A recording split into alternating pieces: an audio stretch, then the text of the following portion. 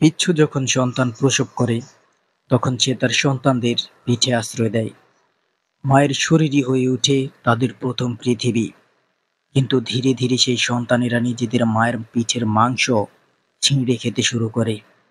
মা জানেন তিনি চাইলে প্রতিরোধ করতে পারেন, তাদের সরিয়ে দিতে পারেন, এমনকি শেষ করে দিতে পারেন।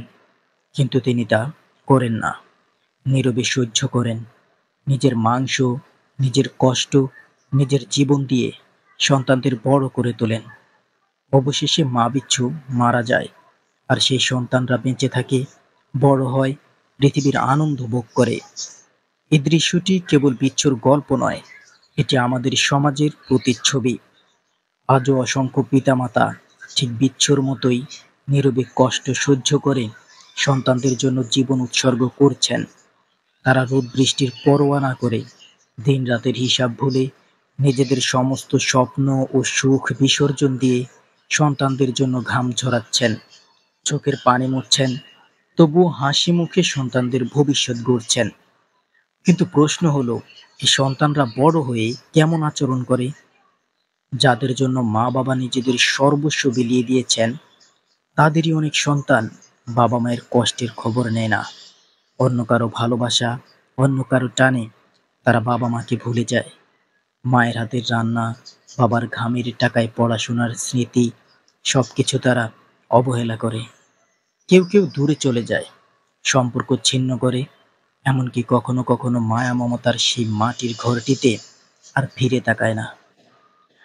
আজকের সমাজে সবচেয়ে দুঃখজনক দৃশ্য হলো, ভালোবাসার মূল্য দিতে গিয়ে সন্তানরা বাবা মাকে ফেলে দূরে চলে যায়, অন্যের টানে সবকিছু বিসর্জন দেয়।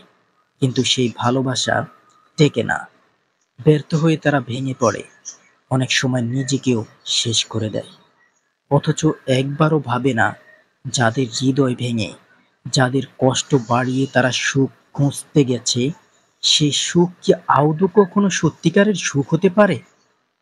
সন্তানরা কি ভাবে, পিতামাতার বুকের কষ্টের উপর দাঁড়িয়ে তারা শান্তি খুঁজে পাবে?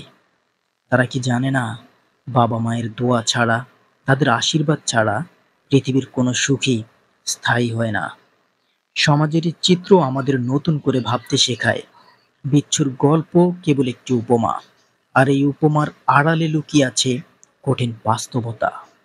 সন্তানদের মনে রাখা দরকার, পিতামাতা বেঁচে থাকা মানে আশীর্বাদের ছায়া বেঁচে থাকা। আর সেই ছায়া একবার সরে গেলে হাজার ভালোবাসা, হাজার সম্পদ, হাজার স্বপ্ন জীবনে সত্যিকারের শান্তি এনে দিতে পারবে না।